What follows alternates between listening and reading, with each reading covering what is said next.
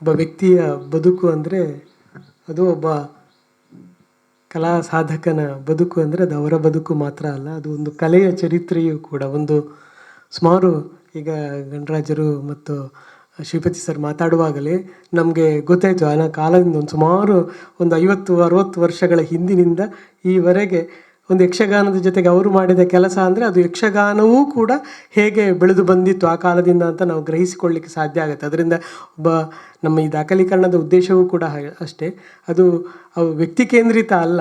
ಅವರು ಮಾತನಾಡುವಾಗ ಅವರ ಸ್ವಗತದ ಮಾತುಗಳನ್ನು ಹೇಳಿದರೂ ಕೂಡ ಅದೊಂದು ಸುಮಾರು 60-70 ವರ್ಷಗಳ ಯಕ್ಷಗಾನದ ಬೆಳವಣಿಗೆಯ ಅದರ ಒಂದು ಸಾಂಸ್ಕೃತಿಕ ಮಹತ್ವ, ಐತಿಹಾಸಿಕ ಮಹತ್ವವನ್ನು ಕಟ್ಟಿಕೊಡುವ ಒಂದು ಬಹಳ ದೊಡ್ಡ ಕೆಲಸ ಅಂತ ನಾವು ಭಾವಿಸಿದ್ದೇವೆ.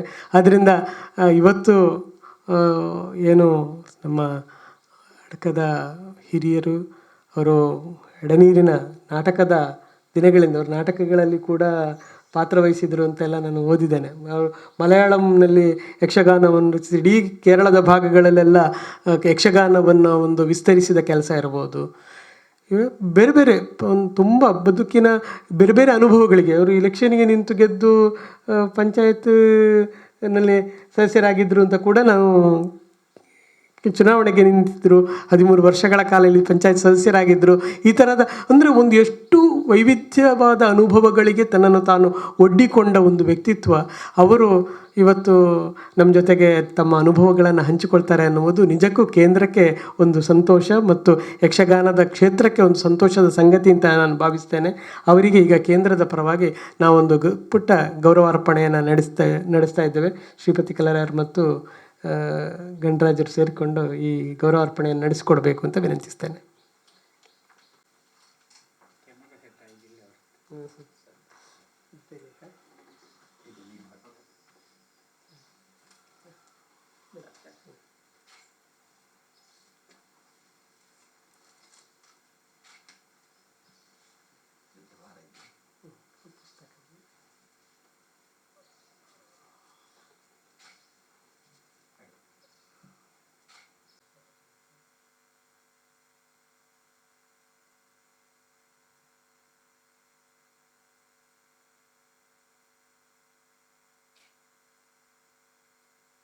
ಅಡ್ಕ ಗೋಪಾಲಕೃಷ್ಣ ಭಟ್ ಅವರಿಗೆ ನಮಸ್ಕಾರ.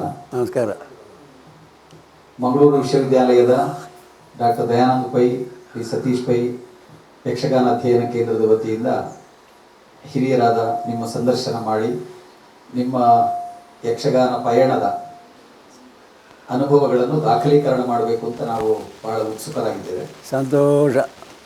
ನೀವು ಬಹುಶಃ ಒಂದು 6-7 ದಶಕದ ಹಿಂದಿನಿಂದಲೂ ಯಕ್ಷಗಾನದಲ್ಲಿ ಪ್ರವೃತ್ತರಾಗಿರಬಹುದು.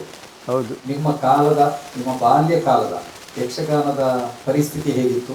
ನೀವು ಅದಕ್ಕೆ ಪ್ರವೇಶ ಮಾಡಿದ ಸಮಯದಲ್ಲಿ ಯಕ್ಷಗಾನದ ಒಂದು ಸ್ಥಿತಿಗತಿಗಳು ಹೇಗಿತ್ತು? ನಿಮ್ಗೆ ಯಾಕೆ ಅದರಲ್ಲಿ ಪ್ರವೇಶ ಮಾಡಬೇಕೆನ್ನುವ ಆಸಕ್ತಿ ಬಂತು? ಇವುಗಳ ಕುರಿತಾಗಿ ಒಂದಷ್ಟು ವಿವರಗಳನ್ನು ಹೇಳ್ಬೋದಾ? ಹೇಳ್ಬೋದು, ಪ್ರಯತ್ನ ಮಾಡ್ತೇನೆ. ಸ್ವಲ್ಪ ಹೆಚ್ಚು ಕಮ್ಮಿ ಆದರೂ ಆಗ್ಬೋದು, ಇಲ್ಲ ಅಂತ ಹೇಳಲಿಕ್ಕೆ ಬರೋದಿಲ್ಲ. ಅಂದರೆ ಸಣ್ಣ ಪ್ರಾಯ ಅಂತ ಹೇಳುವಾಗ ಬುದ್ಧಿ ಬೆಳೆದಿರೋದಿಲ್ಲ ನೋಡಿ. ನಾನು ನೀರ್ಚಾಲಿನಲ್ಲೇ ಫಸ್ಟಿಗೆ ವಿದ್ಯಾಭ್ಯಾಸಕ್ಕೆ ಹೋದವ. ನಮ್ಮ ನೆಂಟರ ಮನೆಯಲ್ಲಿ ಇದ್ದುಕೊಂಡು ನಾವು ಶಾಲೆಗೆ ಹೋಗ್ತಾ ಇದ್ದದ್ದು. ಆಗ ಈ ಮಾನ್ಯದ ಕಡೆಯಲ್ಲೆಲ್ಲ ಕುರುಕುಳಿ ಅಡ್ಕ ಅಂತೆಲ್ಲ ಉಂಟಲ್ಲಿ, ಅಲ್ಲಿ ಆಟ ಆಗ್ತಿದ್ದು ಧಾರಾಳ. ನೀರ್ಚಾಲ ಬದಿಗೆ ಆಟ ಬರಲಿಕ್ಕೆ ಮಾಲಿಂಗ ಭಟ್ರು ಬಿಡಲಿಕ್ಕಿಲ್ಲ. ಹಾಗಾಗಿ ಅವರೆಲ್ಲ ಮಲಗಿದ ನಂತರ ನಾವು ಸೂಟು ಹಿಡ್ಕೊಂಡು ಅಲ್ಲಿಗೆ ಮೆಲ್ಲಗೆ ಹೋಗೋದು ಮಾನ್ಯಕ್ಕೆ ಹೋಗಿ ಆಗುವಾಗ ಅಲ್ಲಿನ ಪರಿಸ್ಥಿತಿ ಹೇಗಿರ್ತದೆ ಅಂತೇಳಿ ಮೂಳಿ ಗುಡ್ಡೆ, ರಂಗಸ್ಥಳ, ಯಾವುದೋ 4 ಕಂಬ ಹಾಕಿರ್ತಾರೆ. ಅದು ಅಡಿಕೆ ಮರ ಸಿಕ್ಕಿದರೆ ಸ್ವಲ್ಪ ಕಂಬ ಚಂದ ಉಂಟು, ಅಲ್ಲದಿದ್ದರೆ ಕಾಟು ಮರ ಹಾಕಿಯಾದರೂ ಆಯಿತು. 4 ಕಂಬ, ನೇಯ್ದ ಮಡಲು ಇಲ್ಲದಿದ್ದರೆ ಬರೇ ಮಡಲು ಹಾಕೋದು ಅದರ ಮೇಲೆ. 4 ಕಂಬಕ್ಕೆ 4 ಮಾವಿನ ಸೊಪ್ಪು ಕಟ್ಟೋದು. ಮತ್ತು ನೆಲ ಹೀಗೆ ಮೂಳಿಗೆ ಅರ್ಧ ಗುಡ್ಡೆ, ಅದಕ್ಕೆ ಮತ್ತೆ ಬೇರೆ ಎಂಥ ಇಲ್ಲ. ಅದರ ಸುತ್ತಲೊಂದು ಹಗ್ಗ ಕಟ್ತಿದ್ರು ಹುಡುಗರು ಒಳಗೆ ಹೋಗೋದಾಗೆ. ಮತ್ತು ಭಾಗವತರಿಗೆ ಒಂದು ಮೇಜಿತ್ತು. ಭಾಗವತರಿಗೆ ಕೂತ್ಕೊಳ್ಳಿಕ್ಕೂ, ಶ್ರುತಿ ಹಿಡಿಯೋನಿಗೆ ಕೂತ್ಕೊಳ್ಳಿಕ್ಕೂ, ಮದ್ದಳನಿಗೂ ಅಷ್ಟಿತ್ತು. ಅದಕ್ಕೂ ಮೊದಲು ಅದು ಇರಲಿಲ್ಲ ಅಂತೆ, ನಿಂತುಕೊಂಡೇ ಪದ ಹೇಳಬೇಕಿತ್ತಂತೆ. ನಾನು ನೋಡೋ ಕಾಲಕ್ಕೆ ಅಷ್ಟಿತ್ತು. ಮತ್ತು ಈ ಹಗ್ಗದಿಂದಲೇ ಕಟ್ಟಿದ ರಥ, ಈಗ ಅದು ಕಾಣುವುದೇ ಭಾಳ ಕಟೀಲು ಮೇಳದಲ್ಲಿನೇ ಇರಬೇಕು ಹಗ್ಗದ ರಥ, ಬೇರೆ ಯಾವ ಮೇಳದಲ್ಲಿ ಇಲ್ಲ ಅದು. ಈಗ ದೊಡ್ಡ ಸಿಂಹಾಸನ ಎಲ್ಲ ಇಡ್ತಾರೆ, ಅದರಲ್ಲಿ ಸ್ವಾಭಾವಿಕತೆ ಕಾಣುವುದಿಲ್ಲ. ಯಾಕೆ ಹೇಳಿದರೆ ಸಿಂಹಾಸನದಲ್ಲಿ ಕೂತ್ಕೊಳ್ಳುವ ರಾಜನೂ ಹಾಗೆ ಇರಬೇಕಲ್ಲ. ಹಾಗಾಗಿ ಆಟಕ್ಕೆ ಅದೇ ಒಳ್ಳೆಯದು ಅಂತ ನನ್ನ ಅಭಿಪ್ರಾಯ. ಅಂಥ ಪರಿಸ್ಥಿತಿಯ ಒಂದು ರಂಗಸ್ಥಳ. ಮತ್ತು ಚೆಂಡೆ ಮದ್ದಳೆಯವರೆಲ್ಲ ನಿಲ್ಲುವುದು ಅದೇ ಸ್ಥಳದಲ್ಲಿ, ಎಡದ ಬದಿಯಲ್ಲಿ ಚೆಂಡೆವ, ಬಲದ ಬದಿಯಲ್ಲಿ ಮದ್ದಳೆವ, ಚಕ್ರದಾಳ ಅಲ್ಲಿ ಎಲ್ಲ ಸರಿ. ಮತ್ತು ಅದಕ್ಕೂ ಮೊದಲು ಶ್ರುತಿ ಬುರುಡೆಯಲ್ಲಿ ಗಾಳಿ ಹಾಕಿ ಶ್ರುತಿ ಹಿಡಿತಿದ್ದರಂತೆ. ಆ ಶ್ರುತಿ ಬುರುಡೆ ನೋಡಿದ್ದೇನೆ ನಾನು ಗಾಳಿ ಹಾಕೋದು ಅವು ನೋಡುವಾಗ ಸಣ್ಣ ಇಷ್ಟಾಗಿದ್ದೊಂದು ಹಾರ್ಮೋನಿ ಪ್ಯಾಮ್ ಪ್ಯಾಮ್ ಪ್ಯಾಮ್ ಅಂತ ಮಾಡ್ತಾಯಿದ್ರು. 3 ರೀಡ್ಸಿನ ಒಂದು ಹಾರ್ಮೋನಿ. ಈ ಪರಿಸ್ಥಿತಿ. ನಾವು ಹೋಗುವಾಗ 2 ಕಂಬಕ್ಕೆ 2 ಸೂಟ್ ಹೇಗಿದ್ದದ್ದು ಕಟ್ಟಿತ್ತು. ಅದೆಂಥದ್ದು ಅಂತ ಕೇಳುವಾಗ ಅದು ದೀವುಟಿಗೆ ಅಂತ ಹೇಳಿದ್ರಪ್ಪ. ಬೆಳಕಿನ ವ್ಯವಸ್ಥೆ ಹಾಗೆ. ಮತ್ತು ಆ ಬೆಳಕಿನಲ್ಲಿ ಒಂದು 4 ಹುಡುಗರ ಸುಣ್ಣದ ನಾಮ ಹಾಕಿಕೊಂಡು ಹಾರ್ತಾ ಇದ್ರಲ್ಲಿ. ಮತ್ತು ಒಬ್ಬ ಭಾಗವತನು ಕೂತ್ಕೊಂಡು ತಪ್ಪು ತಾಳ ಹೊಡೆದು ಏನೋ ಹೇಳ್ತಾ ಇದ್ದ ಅವನು ಕೂಡ. ನಾವೆಲ್ಲ ಕೂತು ಕೈ ಹೊಡೆಯುವುದು ಚೆಂದ ಆಗ್ತದೆ ಅಂತ ಹೇಳಿಕೊಂಡು, ಎಂಥದೊಂದು ನಮಗೆ ಗೊತ್ತುಂಟು. ಹಾಗೂ ಅವರು ಹಾರಿ ಸುಮಾರು ಹೊತ್ತಾಗುವ ಮತ್ತು ಒಂದೊಂದೇ ಮಣಿ ವೇಷಗಳು ಮತ್ತು ಚಂದದ ವೇಷಗಳು ಬರಲಿಕ್ಕೆ ಶುರುವಾಗ್ತದೆ. ಆವಾಗ ಈಗ ಹೇಳ್ತಾರೆ ಸುಬ್ರಾಯನ ವೇಷ ಮತ್ತು ಅರ್ಧನಾರಿ ವೇಷ, ಈಗೆಲ್ಲ ಹೆಸರು ಉಂಟು ಅದಕ್ಕೆ. ಹಾಗೆ ಒಂದೊಂದೇ ವೇಷಗಳು ಉಂಟು. ಮತ್ತು ಸ್ತ್ರೀ ವೇಷ ಬರಲಿಕ್ಕಾಗುವಾಗ ಒಬ್ಬ ಚೌಕಿಂದ ಬಂದು ಒಂದು ಚಾಪೆ ಆಗಲಿಕ್ಕೆ ಉಂಟಲ್ಲಿ. ಯಾಕೆ ಈ ಸೀರೆಗೆ ಮಣ್ಣಾಗಬಾರ್ದಲ್ಲ, ಇಲ್ಲಿ ಧೂಳು ಇರ್ತದಲ್ಲ, ಅದಕ್ಕೆ ಚಾಪೆ ಹಾಕುವುದು. ಅಲ್ಲಿ ಸ್ತ್ರೀ ವೇಷ ಉಣಿಸಿ ಅಲ್ಲಿ ಹೋ ದಕ್ಕಿತ್ತು ಎಲ್ಲ ಹೇಳಲಿಕ್ಕೆ ಉಂಟು. ಹಾಸ್ಯದ ಒಂದು ಹೊಗಳಿಕೆ ಹಾಸ್ಯ ಅಲ್ಲ. ಆ ಹೊಗಳಿಕೆ ಹಾಸ್ಯದಲ್ಲಿ ಮತ್ತೊಂದು ರಸ ಇತ್ತು. ಆ ಊರಿನ ದೊಡ್ಡ ಮನುಷ್ಯರನ್ನು ಹೊಗಳಿದರೆ ಅವರು ₹1 ಹಾಕ್ತಿದ್ರು ರಂಗಸ್ಥಳಕ್ಕೆ. ಅದು ಹಾಸ್ಯದವನಿಗೆ. ಅವ ₹1 ಹಾಕಿದ ಅಂತ ಹೇಳುವಾಗ ಈಚ ಶ್ರೀಮಂತನಿಗೆ ಒನ್ಸ್ ಮೋರ್ ಅಂತ ಇಂಗ್ಲೀಷಿನಲ್ಲಿ ಈಗ ಗೊತ್ತಾಗೋದು ನನಗೆ. ಆಗ ಆ ಮತ್ತೊಬ್ಬ ಹಾಗೆ ಅದೇ ಸುಮಾರು ದುಡ್ಡು ಅವನಿಗೆ ಆಗ್ತಿತ್ತು. ಹಾಸ್ಯದವನಿಗೂ ಶ್ರೀವೇಷದವರಿಗೆ ಯಾರಿಗೂ ಅದು ಎಲ್ಲ ಭಾಗವತರಿಗೂ ಗೊತ್ತಿಲ್ಲ ನನಗೆ. ಹಾಗೆಲ್ಲ ಹೊಗಳಿಕೆ ಎಲ್ಲ ಆದ ನಂತರ ಮತ್ತು ಪೀಠಿಗೆ ಅಲ್ಲ ನಿತ್ಯವೇಷ ಎಲ್ಲ ಆಗಿ ಮತ್ತು ಪೀಠಿಗೆ. ಅದರ ಮೊದಲು ಒಂದು ಹೇಳಲಿಕ್ಕೆ ಬಿಟ್ಟೋಯಿತು. ಈ ಆಟ ಉಂಟು ಅಂತ ಊರಲ್ಲಿ ಪ್ರಚಾರ ಆಗಲಿಕ್ಕೆ ಈಗ ಮೈಕ್ ಕಟ್ಟಿ ಹೇಳ್ತಾರಲ್ಲ, ಆಗ ಅದಿಲ್ಲ. ಮೇಳ ಮನೆಗೆ ಬಂತು ಅಥವಾ ಆ ಸ್ಥಾನಕ್ಕೆ ಬಂದ ಕೂಡಲೇ ಆ ಮನೆಯಲ್ಲಿ ಅದಕ್ಕೆಲ್ಲ ವ್ಯವಸ್ಥೆ ಎಲ್ಲ ಆಗಲಿಕ್ಕೆ ಉಂಟು. ಅಲ್ಲಿಂದು ತಾಳಮದ್ದಲೆ ಹಾಗೆಲ್ಲ ಆಗಲಿಕ್ಕೆ ಉಂಟಂತೆ, ನನಗೆ ಗೊತ್ತಿಲ್ಲ, ಹೇಳಿದ್ದೆ ನಾನು. ಒಂದು ಕೇಳಿ ಬಾರಿಸೋದುಂಟು. ಎತ್ತರದ ಗುಡ್ಡೆಗೆ ಚೆಂಡೆ ಮದ್ದಲೆ ಭಾಗವತ ಹೋಗಿ ಅಲ್ಲಿಂದ ಚೆಂಡೆ ಹೊಡೆಯುವುದು. ಅದು ಸುತ್ತಲೂ ಕೇಳಿ ಇವತ್ತು ಆಟ ಉಂಟು ಅಂತ ಗೊತ್ತಾಗುವುದು ಹಾಗೆ. ಈ ರೀತಿ ಆದಂತಹ ಆಟಕ್ಕೆ ನಾನು ಸಣ್ಣದಿರುವಾಗ ಹೋಗ್ತಾಯಿದ್ದೆ. ಆಗ ಒಳ್ಳೆ ವೇಷ ಬರಲಿಕ್ಕಾಗುವ ನಮಗೆಲ್ಲ ನಿದ್ದೆ ಬಂದು ಹೋಗುತ್ತಿತ್ತು ಕೆಲವು ಸರ್ತಿ. ಅಷ್ಟಾಗ ಹತ್ತಿರ ಮೇಲೆ ನೋಡು ಅಂತ ನಮ್ಮನ್ನು ಎಚ್ಚರಿಕೆ ಮಾಡಿ ನೋಡಿಸೋದು. ಕೆಲವು ಸಲ ಎಚ್ಚರ ಆಗುವಾಗ ಈ ಭಯಂಕರ ಕಿರೀಟದ ಬಣ್ಣದ ವೇಷ ಎಲ್ಲ ಒಂದು ಹೆದರಿದ್ದುಂಟು ಸಣ್ಣ ಮಟ್ಟಿಗೆ. ಆವಾಗ ಇವರು ಸಮಾಧಾನ ಹೇಳ್ತಿದ್ದರು. ಆಗೆಲ್ಲ ಬೆಳಕಿನದ್ದೊಂದು ವ್ಯವಸ್ಥೆ. ಪ್ರಧಾನ ಹೇಳಬೇಕಾದೇನೆಂದರೆ ಈ ದೀವುಟಿಗೆ ಹಿಡಿದು ವೇಷದ ಒಟ್ಟಿಗೆ ಹೋಗಬೇಕು, ಹಿಂದೆ ಮುಂದೆ ಕಟ್ಟಿದ ದೀಪ ಅಲ್ಲ, ಕಟ್ಟಿದ ದೀಪ ಬೇರೆ ಉಂಟು. ಒಟ್ಟಿಗೆ ದೀಪ. ಹೌದೌದು. ಹೆಂಡತಿ ಹತ್ರ ಸಿಟ್ಟಾದರೆ ದೀವುಟಿಗೆವನ ಮೇಲೆ ದೀವುಟಿಯವನಿಗೆ ಪೆಟ್ಟು ಅಂತ ಒಂದು ಗಾದೆ ಉಂಟು. ವೇಷದವನಿಗೆ ಹೆಂಡತಿ ಹತ್ರ ಸಿಟ್ಟಾಗಿದ್ದರೆ ಈ ದೀವುಟಿಗೆ ಅವನ ಮೇಲೆ ಸಿಟ್ಟು ತೆಗೆಯುವುದು. ಹಾಗಿತ್ತು. ಹಾಗೆ ದೀವುಟಿಗೆ ಹಿಡ್ಕೊಂಡು ಆಚೆ ಈಚೆ ಹಿಂದೆ ಮುಂದೆ ಹೋಗಿ ವೇಷ. ಆದರೆ ಆ ವೇಷ ಕಾಣುವಾಗ ಗಂಭೀರ ಕಾಣ್ತಿತ್ತು. ಯಾಕೆ ಅದೇ ಬೇಕಾದಾಗ ಹಿಡಿತಿದ್ದು, ಅದಕ್ಕೆ ಅಭ್ಯಾಸ ಉಂಟು. ಸುಮ್ಮನೆ ದೀಪ ಹಿಡಿಯುವುದಲ್ಲ. ಈ ಬಣ್ಣ ಈಗ ನೆನಪಾಗುವುದು ನನಗೆ. ಪಚ್ಚೆ, ಕಪ್ಪು, ಕೆಂಪು ಇದು ವಿಜೃಂಭಿಸಿ ಕಾಣ್ತಿತ್ತು. ಬಾಕಿದ್ದೆಲ್ಲ ಅಷ್ಟು ಕಾಣೋದಿಲ್ಲ. ಅದು ಅರ್ಧಳವು ಎಂಥದ್ದು ಹೇಳ್ತಾರೆ. ನಾನು ನಿನ್ನೆ ಆ ಮಲೆಯ ಪಣಿಕರ ಹತ್ರ ಕೇಳಬೇಕು ಅಂತ ಆಲೋಚನೆ ಮಾಡಿದೆ, ಅವನು ಸಿಕ್ಕಲಿಲ್ಲ ಫೋನಿಗೆ. ಭೂತಕ್ಕೆ ಬಣ್ಣ ಹಾಕೋದು, ಇದಕ್ಕೆ ಬಣ್ಣ ಹಾಕೋದು ಒಂದೇ ಹಾಗೆ. ಅದು ಈ ಲೈಟಿಗೆ ಲಾಯಿಗೂ ಕಾಣ್ತಿತ್ತು. ಈಗ ಹೇಳ್ತಾರೆ ಆ ಕಾಲದಲ್ಲಿ ನಮ್ಮ ಮೊಗೆಯ ಕಣ್ಣ ಅಂತ ಒಬ್ಬ ಇದ್ದ, ನಿಮಗೆಲ್ಲ ಗೊತ್ತಿರ್ಬೋದು, ನೀವೆಲ್ಲ ಇರುವಾಗಲೂ ಅವನು ವೇಷ ಮಾಡ್ತಾಯಿದ್ದ ಮುದುಕಾಗುವಾಗಲೂ. ಹಾಂ, ಆಯಿತಲ್ಲ. ಅಂಥವರ ಒಳ್ಳೊಳ್ಳೆ ವೇಷ ಇತ್ತು. ಅದು ಈಗ ಅರ್ಥ ಆಗುತ್ತೆ, ಆ ನಾಟ್ಯ ಎಲ್ಲ ಒಂದು ಚೆಂದ ಆಗುತ್ತಿತ್ತು. ಹಾಗೆ ಸಣ್ಣ ಪ್ರಾಯದ ಆಟದಲ್ಲಿ ವಾಕ್ಪಟುತ್ವಕ್ಕಿಂತ ದೃಶ್ಯ ಮಾಧುರ್ಯ ಜಾಸ್ತಿ, ಕಥೆಯನ್ನು ಕೊಂಡೋಗುವಂತಹ ಕ್ರಮ ಜಾಸ್ತಿ. ಅರ್ಥ ಹೇಳಲಿಕ್ಕೆ ಬಾರದಿದ್ದವನಿಗೆ ಭಾಗವತರು ವಕಾಲತ್ತು ಮಾಡ್ತಿದ್ರು ಹಿಂದಿಂದ. ಇನ್ನು ಹಾಗಾದರೆ ಮುಂದೆ ಹೋಗುವುದಲ್ವೋ ಅಂತ ಭಾಗವತರು ಕೇಳಿದಾಗ, ಹೌದು ಹೋಗಲಿ ಸೇನೆ ಮುಂದಕ್ಕೆ ಅಂತ ಇವ ಹೇಳೋದು. ಈ ರೀತಿ ಅವರು ಹೇಳಿಕೊಟ್ಟು ಇವರು ಕತೆ ಮುಂದೆ ಹೋಗ್ತಿತ್ತು. ನಿಮಗೆ ಯಕ್ಷಗಾನವನ್ನು ನೋಡಿದಾಗ ತಾನೂ ವೇಷ ಮಾಡಬೇಕು ಎಂಬ ಒಂದು ಆಸಕ್ತಿ ಹುಟ್ಟಿದ್ದು ಹೇಗೆ? ಅದಕ್ಕೆ ಏನಾದರೂ ಹಿನ್ನೆಲೆ, ಕಾರಣ, ಘಟನೆ ಇತ್ಯಾದಿ ಏನಾದರೂ ಇದೆಯಾ? ಅದು ಸ್ವಲ್ಪ ದೂರ ಉಂಟು ಕತೆ. ಯಾಕೆ ಗೊತ್ತುಂಟು, ನಾನೀಗ ಹೇಳಿದ್ದು ನನ್ನ 8ನೇ ವರ್ಷ ಪ್ರಾಯದಲ್ಲಿ. ಆಗ ಎಂಥದ್ದು ಗೊತ್ತಿಲ್ಲ ನನಗೆ, ಒಟ್ಟು ಇತ್ತು. ಆ ಕಾಲದಲ್ಲಿ ನನಗೆ ಯಕ್ಷಗಾನ ಬೇಕೋ ನಾಟಕ ಬೇಕೋ ಏನೂ ಗೊತ್ತಿಲ್ಲ. ಯಕ್ಷಗಾನ ಎಂಥದ್ದು ನಾಟಕ ಎಂಥದ್ದು ಗೊತ್ತಿಲ್ಲ. ನಾನು ನೀರ್ಚಾಲ ಶಾಲೆಗೆ ಹೋಗುವಾಗ ನಮ್ಮ ಪೆರ್ಲ ಕೃಷ್ಣ ಭಟ್ರೆಲ್ಲ ವೇಷ ಮಾಡಿದ್ದು ನೋಡಿದ್ದೆ ನಾನು. ಒಂದು ಎಂಥದ್ದು ಅಂತೇಳಿ ಸತ್ಯಭಾಮೆ ಕೃಷ್ಣನ ಒಂದು ಸಂಭಾಷಣೆ ಎಲ್ಲ ಅವರು ಹೇಳಿದ್ದು ಈಗಲೂ ಸಣ್ಣ ಮಟ್ಟಿಗೆ ನೆನಪಾಗ್ತಾ ಉಂಟು ಮನಸ್ಸಿನ. ಪಾರಿಜಾತ ಪ್ರಸಂಗ ಅಲ್ಲ, ನಾಟಕ ಎಲ್ಲ ಆಗ್ತಿತ್ತು ಅವಾಗ. ಅದೆಲ್ಲ ನೋಡಿ ನೆನಪುಂಟು ನನಗೆ. ನೀವು ಕೇಳಿದ ಯಕ್ಷಗಾನದ ಮೇಲೆ ವಾತ್ಸಲ್ಯ ಪ್ರೀತಿ ಹುಟ್ಟಲಿಕ್ಕೆ ಕಾರಣ ನಾನು ನೀರ್ಚಾಲಿಂದ ಬಂದ ನಂತರ. ಈ ವೇಷಭೂಷಣಗಳನ್ನು ಹಳೆ ಕ್ರಮದ್ದು ನಾನು ನೋಡಿದ್ದೆ ಅಲ್ಲಿ, ಆದರೂ ಕೂಡ ನನಗೆ ಪ್ರೀತಿ ಹುಟ್ಟಿದ್ದು ಇಲ್ಲಿ ಬಂದ ನಂತರ. ಇನ್ನು ನೀವು ಕೇಳದೆ ಉಳಿದ ಒಂದು ಪ್ರಶ್ನೆಗೆ ಉತ್ತರ ಉಂಟು.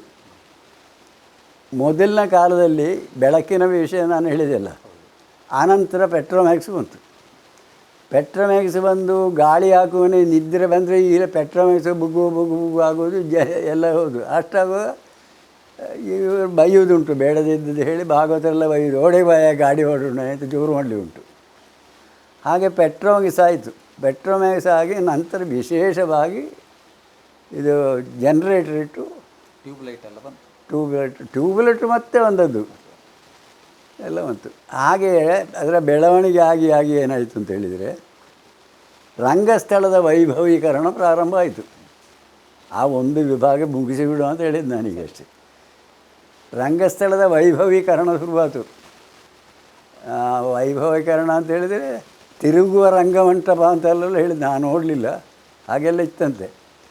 ಅದು ಫಸ್ಟಿಗೆ ಪ್ರಾರಂಭ ಮಾಡಿದ್ದು ನಮ್ಮ ಕೊರಗ ಶೆಟ್ಟಿ ಅಂತೇಳಿ ಕರ್ನಾಟಕ ಮೇಳ ಅಂತ ಇತ್ತು ಅವಾಗ. ಈಗ ಅದು ಕಟೀಲು ಮೇಳ ಅದೊಟ್ಟಿಗೆ ಸೇರಿದೆ ಕಾಣ್ತದೆ, ಅವರು ಶುರು ಮಾಡಿದ್ದು. ಹಾಗೆ ಬೆಳವಣಿಗೆ ಆಗಿ ನೋಡಿ ಇವತ್ತು ಬೆಳೀತಾ ಉಂಟು ರಂಗಸ್ಥಳದ ವೈಭವೀಕರಣ. ಅದಷ್ಟು ಒಂದು ಅಧ್ಯಾಯಕ್ಕೆ ನಾನು ಹೇಳಿದ್ದು. ಮತ್ತು ನನಗೆ ಆ ಯಕ್ಷಗಾನದ ಮೇಲೆ ವಾತ್ಸಲ್ಯ ಬರಲಿಕ್ಕೆ ಕಾರಣ ನೀವೆಲ್ಲ ತಿಳಿದ ಹಾಗೆ, ಪೆರಂಜಿ ಗೋಪಾಲಕೃಷ್ಣ ಭಟ್ರ ತಂದೆ ಕೃಷ್ಣ ಭಟ್ರು ಅವರು ನನ್ನ ಅಕ್ಕನ ಗಂಡ. ಅಲ್ಲಿಗೂ ಅವರು ಬಡಗಲಗಿಂದ ಇಲ್ಲಿ ಪೆರಳದ ಹತ್ತಿರದಿಂದ ಇಟ್ಲಾಗಿ ಬಂದವರು. ಅವರು ಯಕ್ಷಗಾನ ಅಭ್ಯಾಸ ಇದ್ದವರು. ಅವರು ಏನು ಮಾಡ್ತಾಯಿದ್ರು ಅಂದರೆ, ಸುಮ್ಮನೆ ನಮ್ಮನ್ನೆಲ್ಲ ಹುಡುಗರನ್ನೆಲ್ಲ ಕೂತುಗೊಳಿಸಿ, ಹುಡುಗರು ನನ್ನ ಆಗಿದ್ದ ಬೇರೆ ಅವರ ಪುಳ್ಳಿಂದ್ರಲ್ಲಿದ್ದರು ಕೆಲವು ಜನ, ನನ್ನ ಪ್ರಾಯದವರಲ್ಲ, ಸಣ್ಣವರು. ಈ ಎಲೆ ತಟ್ಟೆ ಉಂಟು ತಾಮ್ರದ್ದು, ಬೀಳಿದೆಲೆ ತಟ್ಟೆ, ಅದಕ್ಕೆ ಅವರ ಹತ್ರ ಚೂರಿಯಲ್ಲಿ ತಾಳ ಹಾಕುವುದು ತಟ್ಟೆ ಬದಿಗೆ, ಟಟ್ಟ ಆ ತಾಳ ಹಾಕಿ ಅದಕ್ಕೆ ಅವರೇ ಪದ ಹೇಳುವುದು. ಪದ ಹೇಳಿ ಅವರೇ ಅರ್ಥ ಹೇಳೋದು. ಮತ್ತು ಸ್ವಲ್ಪ ದಿನ ನೋಡು ಆ ಪದಕ್ಕೆ ನೀನು ಅರ್ಥ ಹೇಳು ನೋಡು ಅಂತ ಇತ್ಲಾಗೆ ತಿರುಗಿಸೋದು. ಮತ್ತು ನಂತರ ಕೃಷ್ಣ ಜರಾಸಂಧ ಹೀಗೆಲ್ಲ ಸಂಭಾಷಣೆ ಬಗ್ಗೆ ಹೇಳೋದು. ಈ ರೀತಿಯಾಗಿ ಸ್ವಲ್ಪ ಆಗುವಾಗ ನನಗೆ ಖಂಡಿತ ಇಲ್ಲಿ ಆಯ್ಕುಂಟು, ವಿಷಯ ಎಲ್ಲ ಆಯ್ಕುಂಟು ಅಂತ ತಾಳಮದ್ದಲೆ ಮೇಲೆ ಪ್ರೀತಿ ಬರಲಿಕ್ಕೆ ಕಾರಣ ಹಾಗೆ. ಮತ್ತು ಅವರ ಹತ್ರದೆಲ್ಲ ಪುಸ್ತಕ ಇತ್ತು. ಆ ಪುಸ್ತಕ ನಾನು ಓದು ಬರಹ ಸರಿ ಅಭ್ಯಾಸ ಆದ ನಂತರ ಕೋಟೂರು ಶಾಲೆಯಲ್ಲಿ ಕಲಿಯುವಾಗ ಅದನ್ನು ಓದುವ ಅಭ್ಯಾಸ ಶುರು ಮಾಡಿದೆ. ಹಾಗೆ ನನಗೆ ಯಕ್ಷಗಾನಕ್ಕೆ ಪ್ರೀತಿ ಬರಲಿಕ್ಕೆ ಕಾರಣ ಆರಂಭ ಹಾಗೆ. ತಾಳಮದ್ದಲೆ ಮತ್ತು ಈ ವೇಷ ಹಾಕಿ ಯಕ್ಷಗಾನ ಬಯಲಾಟದಲ್ಲಿ ಮಾಡುವುದಕ್ಕೂ ನಿಮ್ಮ ಅನುಭವದಲ್ಲಿ ಏನು ವ್ಯತ್ಯಾಸ? ತಾಳಮದ್ದಳೆ ಅಂತ ಹೇಳಿದರೆ ತನ್ನ ವಾಕ್ ಸಾಮರ್ಥ್ಯವನ್ನೇ ಹೆಚ್ಚಿಗೆ ಪ್ರದರ್ಶನ ಮಾಡಲಿಕ್ಕಿದ್ದಂತಹ ಒಂದು ವೇದಿಕೆ ಅದು.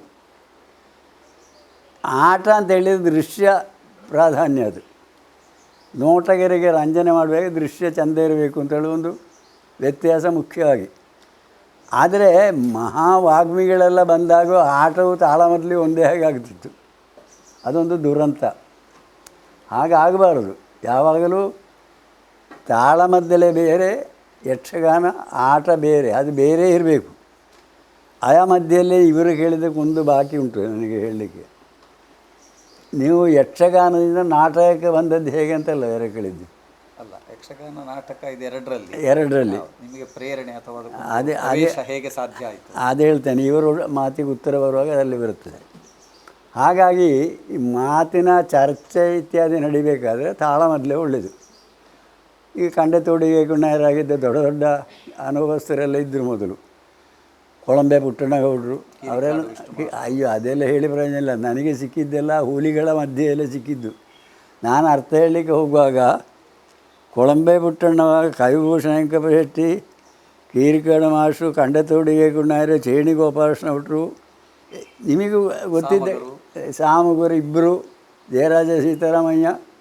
ಈ ಹುಲಿಗಳ ಮಧ್ಯದಲ್ಲಿ ನಾವು ಚಿರತೆ, ಇದು ಚಿಗುರುಗಳು, ಜಿಂಕೆಗಳ ಮರಿಗಳ ಹಾಗಿತ್ತು ಆ ಕಾಲದಲ್ಲಿ. ಚರ್ಚೆ ವೇದಿಕೆಯಾಗಿತ್ತು ಯಾವುದು, ತಾಳಮದ್ದಲೆ. ಆಟ ದೃಶ್ಯ ಪ್ರಧಾನವಾದ್ದು, ಅದರಲ್ಲಿ ಕತೆ ಮುಂದೆ ಕೊಂಡೋಗುವುದು ಮುಖ್ಯ. ನಿಮಗೆ ಯಕ್ಷಗಾನ ಬಯಲಾಟದಲ್ಲಿ ಯಾವ ವೇಷದ ಮೂಲಕವಾಗಿ ನೀವು ಬೆಳೆದಿರಿ ಅಂತ ನಿಮಗೆ ಕಾಣ್ತದೆ?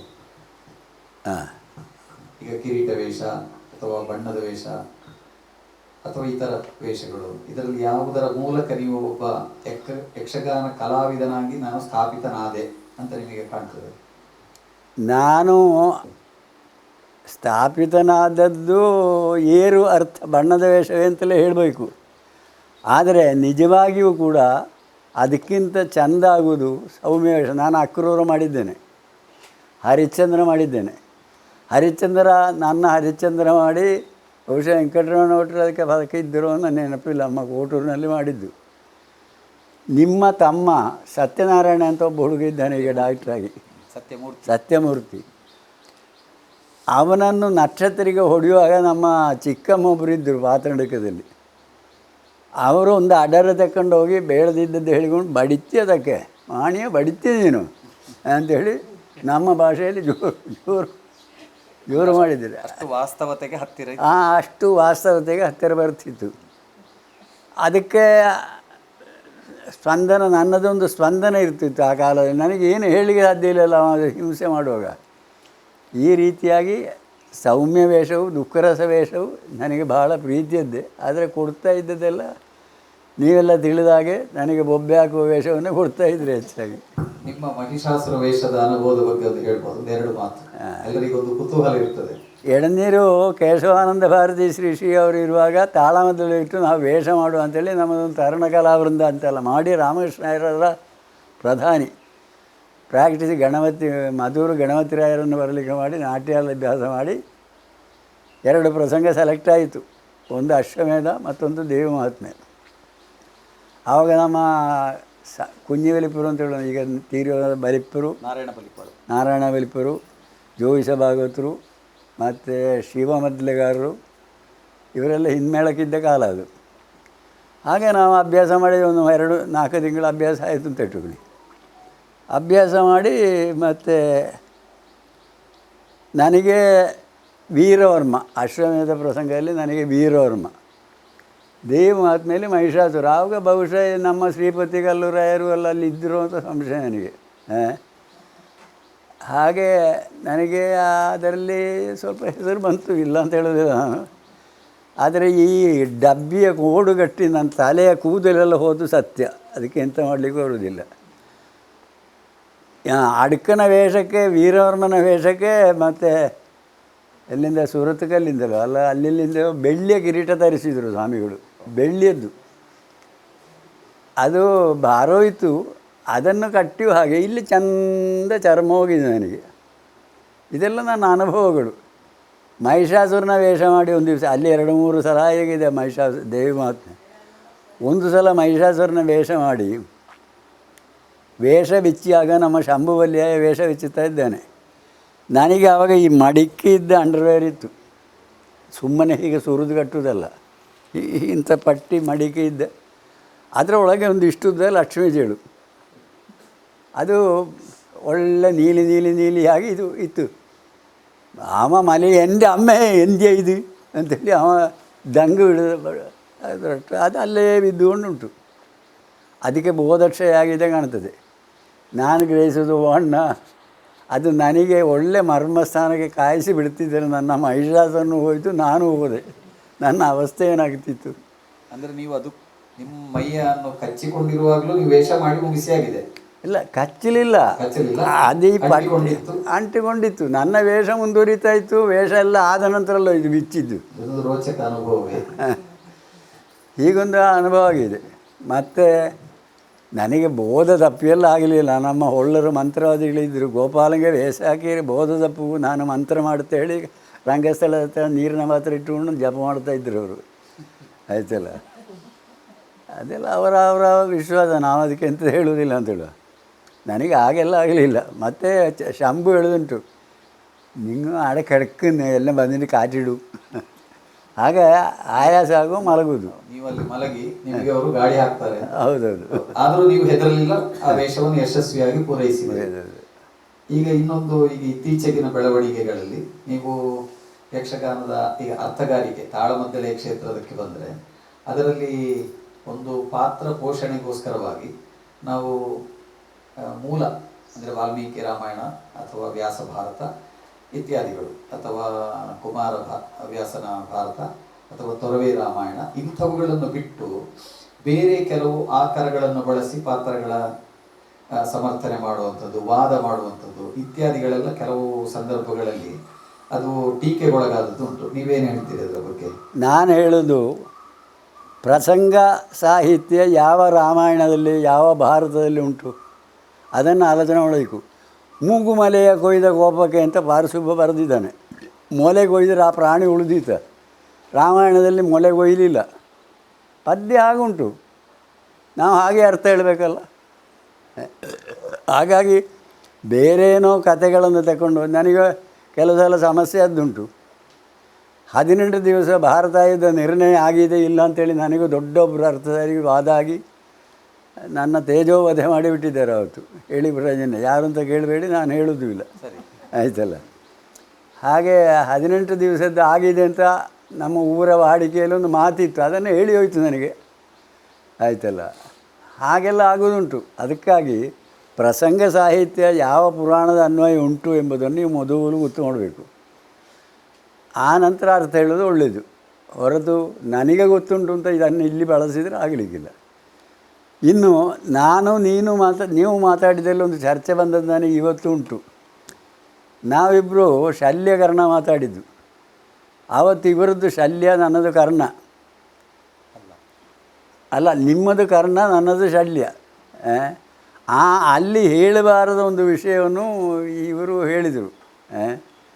ನನಗೆ ಅದು ಸಮಾಧಾನ ಆಗಲಿಲ್ಲ. ನಮ್ಮ ಹುಡುಗನಲ್ಲಿ ಎಂತ ಮಾಡೋದು ಇವನನ್ನು ಅಂತ ಹೇಳಿಕೊಂಡು ಹಾಗಾಗಿದೆ ಒಂದು ಸರ್ತಿ. ಅಂದರೆ ಶಲ್ಯ ಭೂಪಾಲ ಅನ್ನೋ ಸಾರಥಿತನದಲ್ಲಿ ತುಲ್ಯ ಸಂಪನ್ನನಲ್ಲ ಅಂತ ಕೌರವ ಸಭೆಯಲ್ಲಿ ಹೇಳಿರ್ತಾನೆ. ಆವಾಗ ಶಲ್ಯ ಅಲ್ಲಿ ಇರುವುದಿಲ್ಲ, ಆಯ್ತಲ್ಲ. ಮತ್ತು ಪುರಾಣ ಪ್ರಕಾರ ಶಲ್ಯನಿಗೆ ಗೊತ್ತುಂಟು, ಇಲ್ಲ ಅಂತ ಹೇಳೋದಿಲ್ಲ. ಆ ಸನ್ನಿವೇಶಕ್ಕೆ ಅವ ಅದು ಹೇಳಬಾರ್ದು, ಗೊತ್ತಿದ್ದರೂ ಕೂಡ ಹೇಳಬಾರ್ದು. ಹಾಗೊಂದು ಪ್ರಕರಣ ನಮ್ಮೊಳಗೆ ನಡೆದಿದೆ, ಒಂದು ರಸಘಟ್ಟಕ್ಕೆ ಹೇಳಿಬಿಟ್ಟದ್ದಷ್ಟೇ. ಕಡೆಗೆ ಇವನಿಗೆ ಬೇಜಾರಾಗಿ ಇವರು ಹೇಳಿದರು, ನಿಮಗೆ ಮತ್ತೆ ಕರ್ಣ ಸಿಕ್ಕಬೇಕು ಅಂತ. ಇದೊಂದು ಒಂದು ರಸ ಎಡೆಯಲ್ಲಿ. ಯಕ್ಷಗಾನವನ್ನು ಮಲಯಾಳಿ ಭಾಷೆಯಲ್ಲಿ ತುಂಬ ಪ್ರಯೋಗ ಮಾಡಿ ನೀವು ಹೆಸರು ಮಾಡಿದ್ದೀರಿ, ಇದರ ಅನುಭವ ಏನು? ಯಕ್ಷಗಾನವನ್ನು ನಾನು ಪ್ರಾರಂಭ ಮಾಡಿದ್ದು ಕೋಟೂರಿನಲ್ಲಿ. ನಾವು ಸಾಮಾಜಿಕ ನಾಟಕ ಮಾಡ್ತಾಯಿದ್ದೆವು.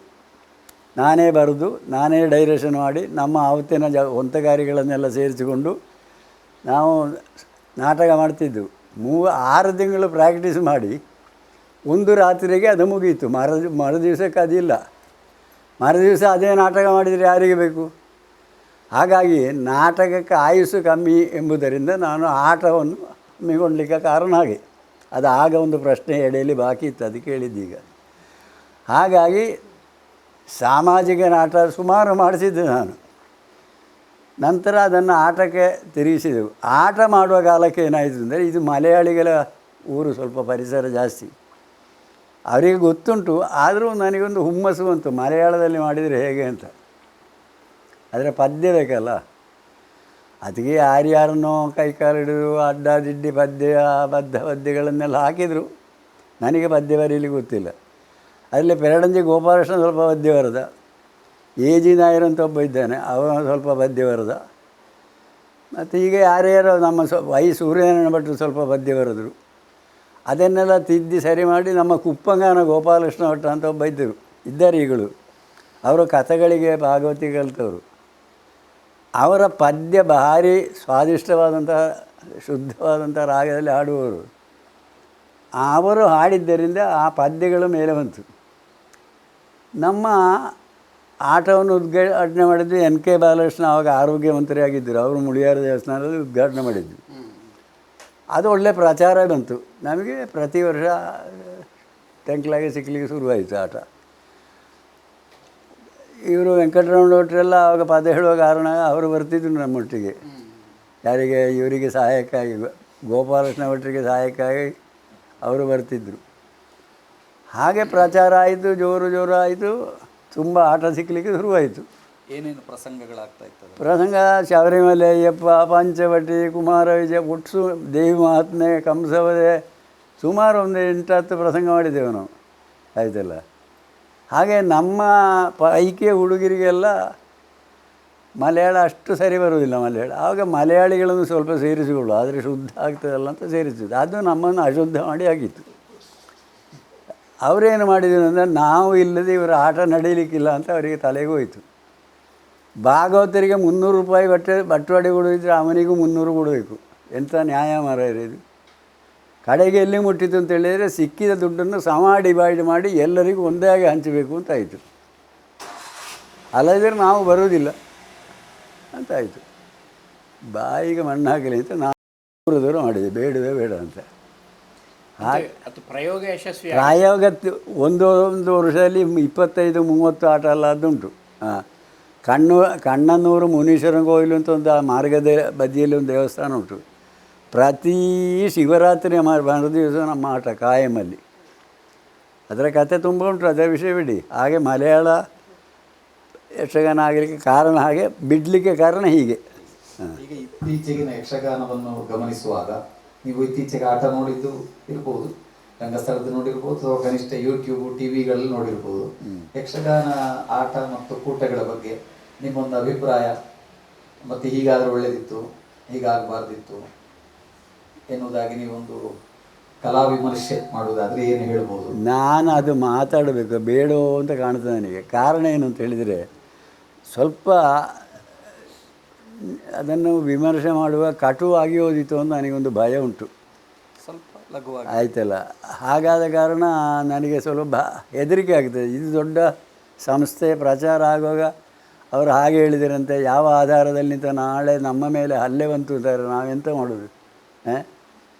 ಹಾಗಾಗಿ ಭಯ ಆಗ್ತದೆ. ಯಕ್ಷಗಾನ ನನಗೆ ಕಾಣ್ತದೆ, ಆಗ ನಾನು ಹೇಳಿದಾಗ ಪದದ ಅರ್ಥವನ್ನು ಚೆಂದ ಮಾಡಿ ಅದಕ್ಕೆ ಬೇಕಾದ ಶಾಸ್ತ್ರ ಉಕ್ತಿಯನ್ನು ಹೇಳಿ ತುಂಬಿಸಿಕೊಂಡು ಹೋಗೋದು ಒಳ್ಳೆಯದು. ಅದು ಬಿಟ್ಟು ನಿಮಗೆ ಗೊತ್ತುಂಟು ಅಂತ ನೀವು ಇಲ್ಲದ ಸಾಮಾನುಗಳನ್ನೆಲ್ಲಿಂದೋ ತೆಕ್ಕೊಂಡು ಬಂದು ಇಲ್ಲಿ ಹಾಕಿ ನಮಗೆ ಅದನ್ನು ಬಿಸಿಡಬೇಕು, ತೆಕ್ಕೊಳ್ಬೇಕು ಅಂತ ಗೊತ್ತಾಗೋದಿಲ್ಲ. ಅದು ಅರ್ಥ ಎಂಥದ್ದು ಅಂತ ಕೇಳಲಿಕ್ಕೆ ಮತ್ತೊಬ್ಬ ಅರ್ಥ ಬೇಕು ನನಗೆ.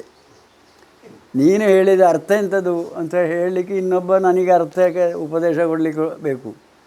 ಮೊದಲು ಕಥಗಳಿ ನೋಡುವವನಿಗೆ, ಗಂಡನಿಗೆ ಕಥಗಳಿ ನೋಡಿ ಗೊತ್ತಿಲ್ಲ, ಹೆಂಡತಿ ಏನು ಮಾಡಿಲ್ಲ ಅಂತಿಲ್ಲ, ಅವಳ ಕಾಲಿಗೆ ಒಂದು ಹಗ್ಗ ಕಟ್ಟಿದ್ಲು.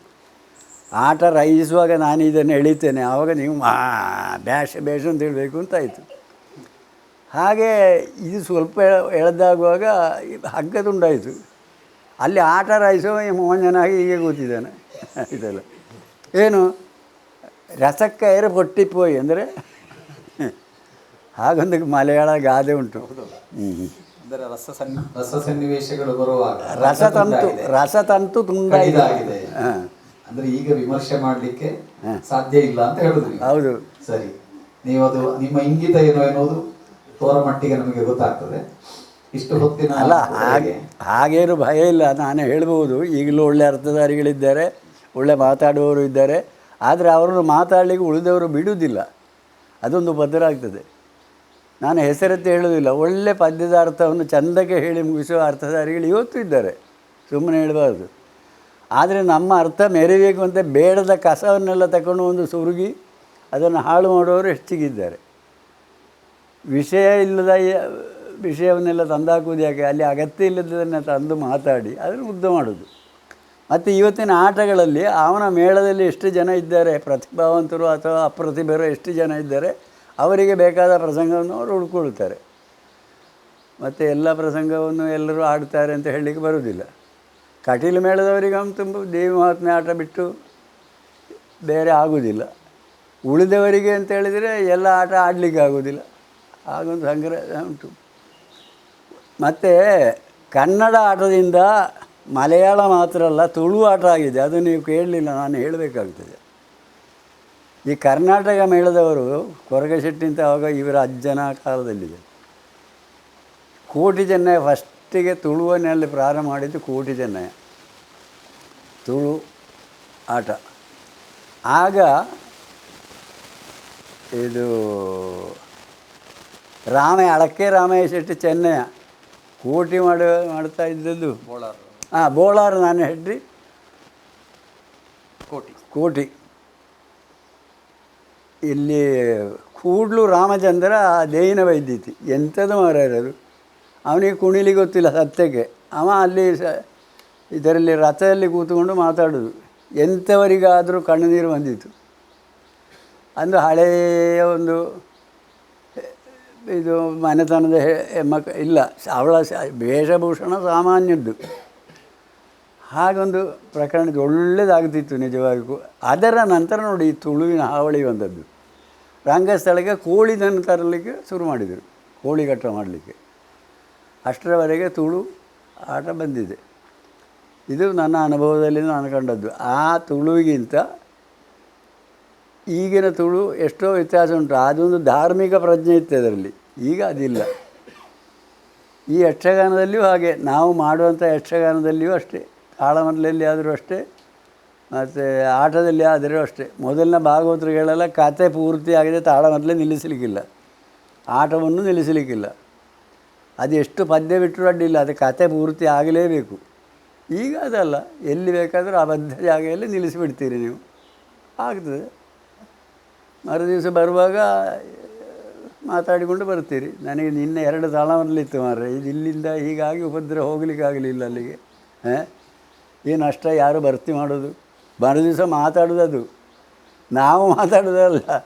ನಾವು ಮಂಡ್ಯಕೋಲಿಗೆ ಹೋಗಿ ತಾಳಮದ್ದಲಿಗೆ ಹೋಗಿ ಬರುವಾಗ ಮೂಡಮೈಲು ಗೋಪಾಲ ಶಾಸ್ತ್ರಿ ನಮ್ಮ ಸೆಟ್ಟೆಲ್ಲ ನಾವು ಒಟ್ಟಿಗೆ ಹೋಗಿ ಬರುವಾಗ 2.5 ಮೈಲು ನಡಿಬೇಕು ಪರಪ್ಪೆಗೆ. ಮಾತಾಡ್ತಾ ಬಂದದ್ದು ಇದು, ತಾಳಮದ್ದಲೆ ಹೇಗಾಗಿದೆ, ಏನಾಗಿದೆ, ವಿಷಯ ಏನಾಗಿದೆ, ಇದನ್ನು ಮಾತಾಡ್ತಾ ಇದ್ದದ್ದು. ಈಗ ಅದಲ್ಲ. ಅವರಿಗೆ ದಾಡಿ ಮಾರೆ 4,000 ರೂಪಾಯಿ ಅವರಿಗೆ ಹಾಕಲಿಕ್ಕೆ ಏನು ಸಂಕಟ ಅವರಿಗೆ. ನಾವು ಮತ್ತೊಂದು ತಾಳಮದ್ದಲೆ ಬಿಟ್ಟು ಬಂದದಲ್ವ, ಈ ನಮ್ಮನೆ ಚರ್ಚೆ ಆಗ್ತದೆ. ಹಾಗಾಗಿ ಆರ್ಥಿಕ ಆಸೆಯಿಂದ ತಾಳಮದ್ದಲೆ ಕಾರ್ಯಕ್ರಮ ಮಾಡೋದಕ್ಕಿಂತ ನಮ್ಮ ಕಾಲದಲ್ಲಿ ಕಣ್ಣಚಾಯ ಹುಡಿ ಅವಲಕ್ಕಿದಿಂದ ತಾಳಮದ್ದಲೆ ಮಾಡಿ ಬರೋದು ಎಷ್ಟು ಸುಲಭ. ನಮಗೆ ಪ್ರತಿಫಲ ಆಕಾಂಕ್ಷೆ ಇಲ್ಲ, ಅವತ್ತು ಆ ಪ್ರಜ್ಞೆ ಇರಲಿಲ್ಲ. ದುಡ್ಡು ಸಿಕ್ಕಿತ್ತು ಅಂತೇಳೋ ಇದೇ ಇರಲಿಲ್ಲ, ಆಯ್ತಲ್ಲ. ಕಲ್ಲೂರಲ್ಲಿ ಹೋದರೆ ಅವಲಕ್ಕಿ ಚಟ್ನಿ ಕಣ್ಣಚಾಯ ಸಿಕ್ಕಿತ್ತು ಬೆಳಗ್ಗೆ, ಇಲ್ಲದಿದ್ದರೆ ಬಸ್ ಸ್ಟ್ಯಾಂಡ್ವರೆಗೆ ನಡಿಬೇಕಲ್ಲ ಮಾರ್ರೆ ಅಂತ ಈಗಿತ್ತಲ್ಲದೆ ಮತ್ತೇನಿಲ್ಲ. ಆಗ ಆವತ್ತಿಗೂ ಇವತ್ತಿಗೂ ವ್ಯತ್ಯಾಸ ಇರುವಂಥದ್ದು ಅದು.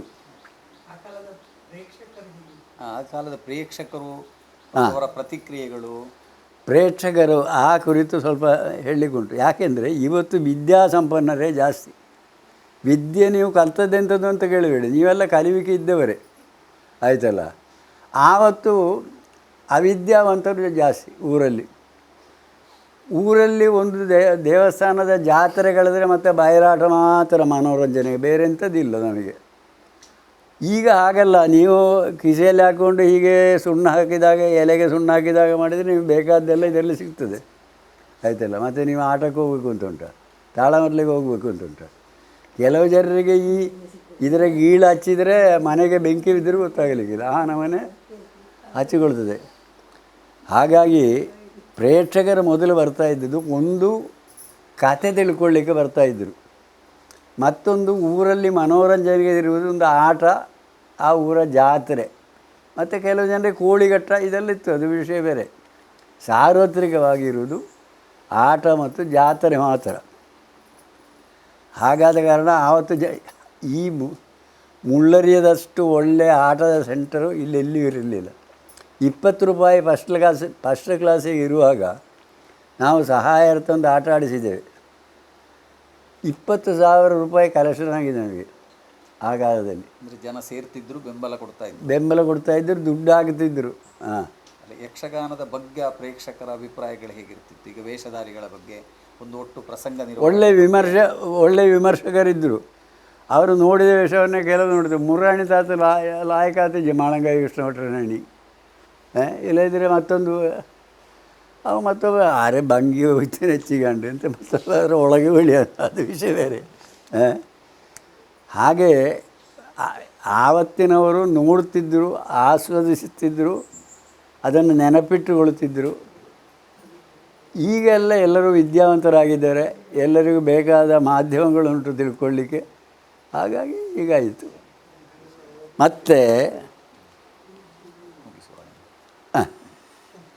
ಮತ್ತು ನನಗೊಂದು ಧನ್ಯತೆ ಏನು ಅಂತೇಳಿದರೆ, ಈ ಕೊರೋನಾ ಬಂದಾಗುವಾಗ ಸುಮ್ಮನೆ ಕೂತ್ಕೊಳ್ಳಿಕ್ಕೆ ಮನಸ್ಸಾಗಲಿಲ್ಲ. ಅದಕ್ಕೆ ನನ್ನಲ್ಲಿ ಒಂದು ಪುರಾಣ ನಾಮ ಚೂಡಾವಣೆ ಅಂತ ಒಂದು ಪುಸ್ತಕ ಉಂಟು. ಅದರ ಪೇಜ್ ಮುಚ್ಚಿ ಒಂದು ಹೆಸರು ಇರ್ತದೆ ಅದರಲ್ಲಿ, ನೃಗ ಅಂತ ಒಂದು ಹೆಸರು ಸಿಕ್ಕಿತು. ನೋಡು ಇಂಥ ಪುಸ್ತಕ, ಅದನ್ನು ನೋಡಿತು, ಅವನ ಮತ್ತೊಂದು ಸಿಕ್ಕಿತು. ಹೀಗಾಗಿ ಬೆಳೆಸಿಕೊಂಡು ಒಂದು 10, 12, 13 ಸೆಟ್ ಮಾಡಿದೆ. ಅಲ್ಲಿ ಕಥೆಗಳ ಸಂಯೋಜನೆ. ಅದನ್ನು ವಾಸುದೇವ ಭಟ್ರು ನನಗೆ ಪ್ರಸಂಗ ಬರೆದು ಕೊಟ್ಟರು. ನಮ್ಮ ಕಲ್ಲೂರಾಯರಂಥ ಸ್ನೇಹಿತರು ಸೇರಿಕೊಂಡು ಅದನ್ನು 2 ಪುಸ್ತಕ ಪ್ರಿಂಟ್ ಮಾಡಿಸಿದರು. ಮತ್ತು 1-2 ನಾವೇ ಇಲ್ಲಿ ಪ್ರಿಂಟ್ ಮಾಡಿದ್ದೇವೆ. ಇನ್ನು ಪ್ರಿಂಟಿಗೆ ಒಂದು ಸುಳ್ಳು ಕತೆ ಬರೆದಿದ್ದೇನೆ, ಸತ್ಯ ಹೇಳೋದಿದ್ದರೆ. ಎಂಥದ್ದು ಅಂತೇಳಿದರೆ, ರಾಮ ಮಂದಿರ. ಅದು ಸಣ್ಣದಾಗಿ ಹೇಳಿಬಿಡ್ತೇನೆ, ನೀವು ಬೇಡದಿದ್ದರೆ ಕಟ್ಟು ಮಾಡಿ. ಮತ್ತು ವಿಭೀಷಣನಿಗೆ ಬೇಸರ, ರಾಮದೇವರು ನಿರ್ಯಾತರಾದರೆ ಇನ್ನೆಂತ ಮಾಡೋದು ಅಂತ ಬೇಸರ. ಆಗ ನಾರದರು ಬಂದು ಹೇಳ್ತಾರೆ, ನೀನು ಇಲ್ಲೊಂದು ಮಂದಿರ ಕಟ್ಟಿಸು, ರಾಮದೇವರ ಪ್ರತಿಷ್ಠೆ ಮಾಡು. ಸರಯೂ ನದಿಯಲ್ಲಿ ಸೀತಾದೇವಿಯ ಪುತ್ಥಳಿಯ ವಿಗ್ರಹ ಉಂಟು, ಅಲ್ಲಿ ರಾಮ ಸಾನ್ನಿಧ್ಯ ಉಂಟು, ಅದನ್ನು ತಂದು ಇಲ್ಲಿ ಇಡ್ಬೋದು ಅಂತ. ಅದಕ್ಕೆ ಅಷ್ಟಾಗುವ ಕೆಲವು ಹಳಬರೆಲ್ಲ ನಮ್ಮ ಮೂಳು ದೇವಸ್ಥಾನ ಮಾಡಲಿಕ್ಕೆ ಸಾಧ್ಯ ಇಲ್ಲ ಅಂತ ಅವ್ರದ್ದು. ಅಂತೂ ಇಂತೂ ದೇವಸ್ಥಾನ ಆಯಿತು, ಅವಕ್ಕೆ ಒಕ್ಕಲಾಯಿತು. ಹಾಗೊಂದು ಪ್ರಸಂಗ ಬರೆದಿದ್ದೇನೆ. ಅದೇ ಕಥೆ ಹೇಳ್ತಾ ಹೋದರೆ ಸುಮಾರು ಉದ್ದ ಉಂಟು. ಹಾಂ, ಅಂದರೆ ಕಲ್ಪಿತ ಪ್ರಸಂಗಗಳು ಉಂಟು, ಪುರಾಣೋಕ್ತವಾದದ್ದು ಉಂಟು. ಇದು ಪೂರ ಕಲ್ಪಿತವೇ. ಸರಿ. ಇದು ಇಲ್ಲಿ ರಾಮ ಮಂದಿರ ಆಗ್ತದೆ ಅಂತೇಳಿ ನಾರದರು ಹೋಗಿ ದೇವೇಂದ್ರನ ಅಂತ ಹೇಳುವಾಗ ಅವರಿಗೆ ಹೊಟ್ಟೆಗಿಚ್ಚಾಗ್ತದೆ. ರಾಮನ ದೇವರು, ಅವನಿಗೆ ಪೂಜೆ ಮಾಡೋದು ಎಂಥದ್ದು ಅಂತ. ಅದೇ ರಾಮನ ಹಿಂದೆ ಮಾಡಿದ್ದು ದೇವರಿಗೆ ಇದಾಗಲಿಲ್ಲ. ಅವನು 2 ಜನ ರಾಕ್ಷಸರು ಒಂದು ದೇವಲೋಕ ಮುತ್ತಿಗೆ ಮಾಡಿ ಸೋತ ಇವಾಗ ಪ್ರಜ್ಞೆ ಬಂತು, ರಾಮನ ಹಿಂದೆ ಮಾಡಿದ್ದರಿಂದ ಹೀಗಾಯಿತು ಅಂತ. ಅಲ್ಲಿ ಹನುಮಂತ ಬಂದು ಇವನನ್ನು ಹಾಗೆಲ್ಲ ಹೋಗ್ತದೆ ಕತೆ. ಅದರ ಒಂದು ಪುಸ್ತಕ ಅಲ್ಲಿಯೇ ಉಂಟು ಮಠದಲ್ಲಿ. ಒಮ್ಮೆ ಅದನ್ನು ಸಂಗ್ರಹ ಮಾಡಿಕೊಡಿ ಅಂದರೆ ಕೊಡೋದು ಇಲ್ಲ ಅವರು. ಉದ್ಘಾಟನೆಗೆ ಶ್ರೀ ಅವರು ಬಂದು ಉದ್ಘಾಟನೆ ಮಾಡಿದ್ದು. ಅದನ್ನು ತಗೊಂಡೋಗಿ ಅಲ್ಲೆಲ್ಲ ಆ ಬುಟ್ಟಿಯೊಳಗೆ ಹಾಕಿರ್ಬೋದು, ಈಗ ಇರ್ಬೋದು, ಇನ್ನು ಮುಂದಕ್ಕೆ ಪ್ರಕಟ ಆಗ್ಬೋದು ಯಾವತ್ತಾದರೂ, ಹಾಗೆ ಭರವಸೆ ಇಡುವ. ಅಂತೂ ಒಟ್ಟಿನಲ್ಲಿ ಇವತ್ತಿನ ನಿಮ್ಮ ಅನೇಕ ಅನುಭವದ ಮಾತುಗಳು ನಮಗೆಲ್ಲರಿಗೂ ಕೂಡ ತುಂಬ ಪ್ರೇರಣಾದಾಯಿಯಾಗಿದೆ. ಮಂಗಳೂರು ವಿಶ್ವವಿದ್ಯಾಲಯದ ಯಕ್ಷಗಾನ ಅಧ್ಯಯನ ಕೇಂದ್ರದ ವತಿಯಿಂದ ನಡೆದಂತಹ ಗೌರವಾರ್ಪಣೆಯನ್ನು ನೀವು ಸ್ವೀಕರಿಸಿದ್ದೀರಿ ಮತ್ತು ತುಂಬ ಸಂತೋಷದಿಂದ, ಬಿಚ್ಚು ಮನಸ್ಸಿನಿಂದ, ಮುಕ್ತವಾಗಿ ನಿಮ್ಮ ಭಾವನೆಗಳನ್ನು ಹೇಳಿದ್ದೀರಿ. ಯಕ್ಷಗಾನದ ಸುದೀರ್ಘ ಪಯಣದ ಅನುಭವಗಳನ್ನು ನಮ್ಮ ಮುಂದೆ ಹೇಳಿಕೊಂಡಿದ್ದೀರಿ. ತುಂಬ ಸಂತೋಷ.